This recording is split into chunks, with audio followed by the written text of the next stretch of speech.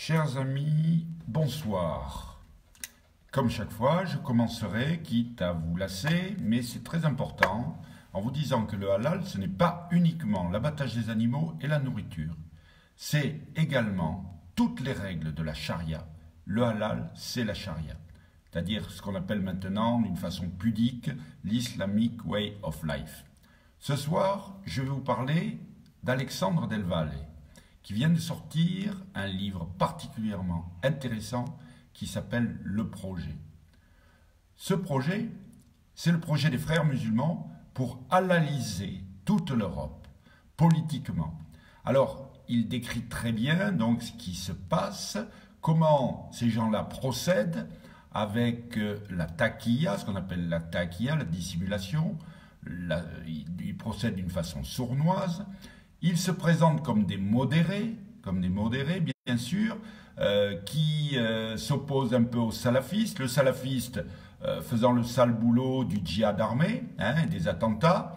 Et les frères musulmans, eux, disent, ben non, ils tiennent un discours relativement républicain. Ils sont prêts à toutes les concessions pour arriver au pouvoir, même sur des points importants. Et ils rejoignent comme cela donc M. Erdogan, qui dit que la démocratie, c'est comme un bus. On y monte et on en descend quand on est arrivé à destination. Vous voyez un petit peu l'idée. Alors, c'est quelque chose d'extrêmement grave. C'est quelque chose d'extrêmement grave. Ils ont établi un projet politique qui a été révélé en 2002, dans les années au début du 21e siècle, parce qu'on a, à la suite de l'attentat du World Trade Center, qui a amené les Américains à réviser leur politique, puisque d'ailleurs le même Alexandre Del Valle avait écrit en 1997 un livre qui s'appelait « Islamisme et États-Unis, une alliance contre l'Europe », qui était très intéressant, que j'ai lu et qui est très intéressant. Alors, bien sûr, la stratégie, c'était d'embêter l'Europe en favorisant l'islamisme. On a vu ce que ça a donné et la créature s'est retournée contre son maître. Bon, bref, ce n'est pas mon propos ce soir. Donc, les frères musulmans ont une stratégie qui a été dévoilée par un document très important, un document interne des frères musulmans, qu'on a trouvé à Genève dans une perquisition chez un milliardaire égyptien, membre des frères musulmans, et donc qui décrit évidemment toutes les manœuvres, des frères musulmans pour prendre le pouvoir et prendre le contrôle des populations musulmanes. Alors, le but de ma vidéo ce soir, bien sûr, je parle halalisation, c'est-à-dire que le halal, la nourriture, au quoi on le restreint trop souvent, est un moyen de diffuser l'islam, est un moyen de contrôle social des masses musulmanes, bien sûr, mais bien au-delà. Donc les frères musulmans veulent halaliser l'Europe. Alors là, j'ai quand même un sentiment de colère. Je vais me mettre un petit peu en colère, contrairement à mon tempérament qui est plutôt pacifique, parce que écoutez-moi bien, chers amis, écoutez-moi bien. Tous ces documents sont connus. On ne peut pas dire que nos services secrets, que tous nos dirigeants, depuis donc 2001-2002, ne sont pas informés pleinement de ce plan. Qu'ont-ils fait? Ils nous ont trahis. Nous sommes trahis. C'est quelque chose qui est incommensurable, c'est quelque chose qui est impensable.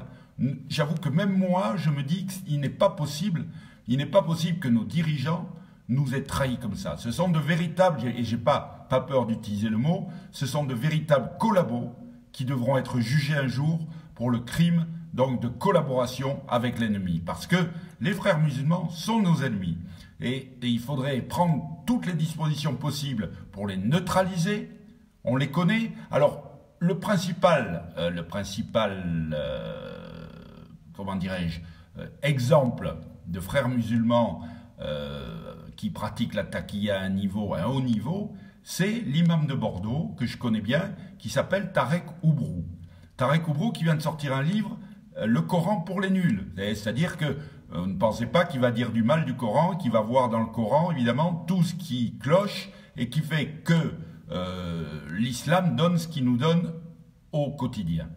Donc, j'ai une grande colère. J'ai une grande colère parce que il n'est pas possible que nous soyons abandonnés comme ça, que nous soyons trahis comme cela. Et le projet d'halalisation de l'Europe est en cours, il est bien amorcé, et il faudra s'organiser, il faut s'organiser pour l'arrêter. Voilà, chers amis, ce que je voulais vous dire ce soir, c'est quelque chose de grave, gravissime, et je pense qu'il faut quand même penser à réagir un jour en agissant auprès des politiques, et peut-être en changeant tout ce personnel politique qui nous a trahis depuis tant d'années.